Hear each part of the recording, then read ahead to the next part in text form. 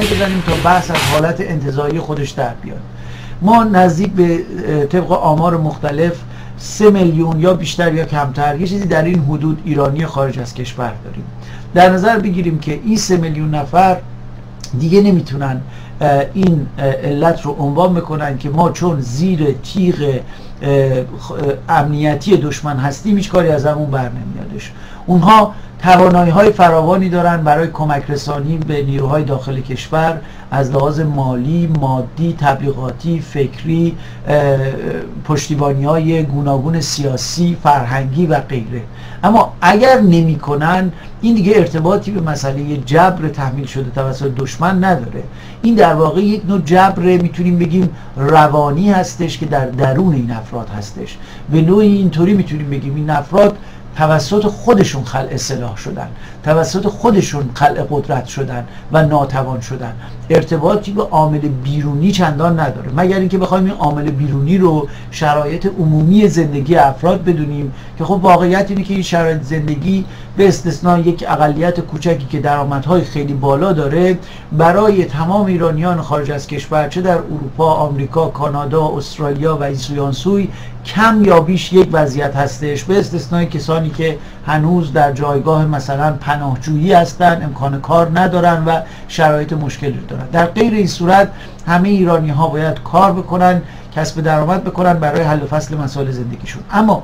این مانع از این نمیشه که یک امکانی همیشه وجود داشته باشه برای اینکه بشه یک حداقل کاری رو صورت داد. این حداقل کار میتونه 10 دقیقه در 24 ساعت باشه، میتونه 1 ساعت باشه، میتونه 10 ساعت باشه. به هر روی همه ما در خارج از کشور این امکان رو داریم که یه کار کوچکی انجام بدیم. برخی فکر میکنن که این کار چی میتونه باشه. با مثالهای خیلی ساده آغاز بکنیم، مثالهایی که نشون دهنده وضعیت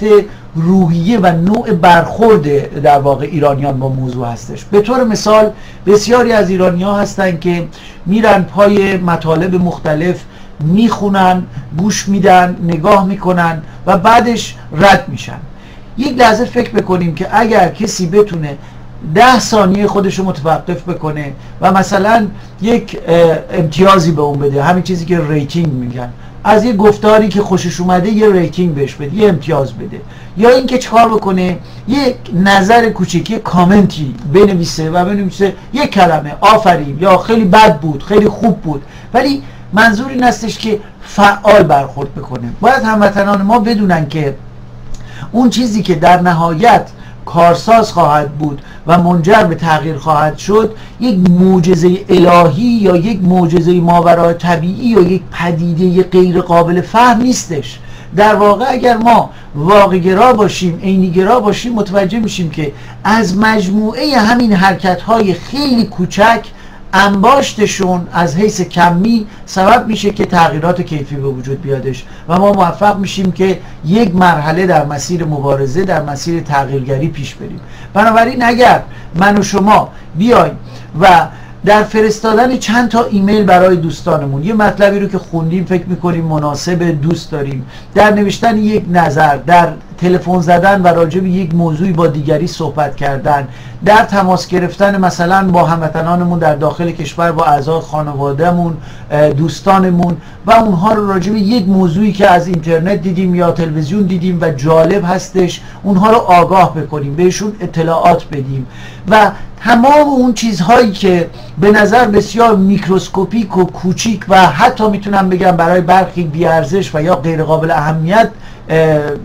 ممکنه دیده بشه، اما واقعیت این هستش که با همین حرکت‌های کوچک هستش که از لحاظ روحی و روانی من شما میرسیم به جایی که آمادگی اینو پیدا میکنیم برای اینکه یک حرکت بزرگتر رو انجام بدیم و با اون حرکت میتونیم بریم به سمت یک حرکت دیگه و به تدریج جرأت اینو بکنیم که با دیگران ارتباط برقرار بکنیم، حرفهای دیگران رو بشنویم، حرفهامون رو به دیگران بزنیم، ایمیل رد و بدل کنیم، بریم توی یک کافه جایی بشینیم با دیگران راجع به مسائل ایران بحث کنیم، همفکری بکنیم و فراموش نکنیم هموطنان عزیز این در حال انجام این مسائل هستش که فرایند تغییر شکل میگیره. فرایند تغییر چیزی در ورای اراده من و شما نیستش، در ورای کنش من و شما نیستش. درسته که یک عده معتقدن که کشورهای خارجی، دولتهای بیگانه یا ببخشید پارامترهای جهانی و منطقه‌ای و غیر و ذالک باید باشن، ولی اونها یک بخش از موضوع هستن. بخش دیگه که میتونه تبدیل بشه به بخش اصلی تغییرگرایی، بخش مهم فرایند تغییر، اراده من و شما هستش. باور به این که به کارگیری اون چیزی که در اختیار ما هستش تبدیل میشه به جبری که ما میتونیم به دشمن تحمیل بکنیم. یک لحظه تصور بکنیم اگر این 3 میلیون ایرانی خارج از کشور 1 ساعت در روز، در هفته، در ماه، هر چقدر که به اصطلاح بخوایم به عنوان اشل در نظر بگیریم، میشه 3 میلیون ساعت کار، 3 میلیون ساعت فعالیت در جهت در مسیر آزادی خواهی، در مسیر حرکت برای تغییر. و یک لحظه تصور بکنیم که انباشت کمی این میلیون ها ساعت کار در روز، در هفته، در ماه چگونه میتونه در یک مرحله‌ای یک کار اساسی بکنه و اونی که خودشو به عنوان یک واقعیت دیگر نه کمی بلکه کیفی تحمیل بکنه به عنوان یک جبری به دشمن آزادی، به دشمن ایران و ایرانی، یعنی رژیم جمهوری اسلامی. به همین خاطره که به عنوان نتیجه گیری من دعوت میکنم همه هموطنان عزیز رو که به مسئله جبر و اختیار به عنوان امری نگاه کنن نسبی که خودشون به واسطه آگاهی، اراده، پشتکار و کار مشخصشون حتی به اندازه چند دقیقه هم که شده توانایی دخالت در اون رو دارن. تشکر میکنم از توجه. کوچه به کوچه سنگرد، واژه به واژه خنجرد، روز شو ای قطره به خود، ای تو همه سیل روان. کوچه به کوچه سنگرد، واژه به واژه خنجرد، روز شو ای قطره به خود، ای تو همه سیل روان.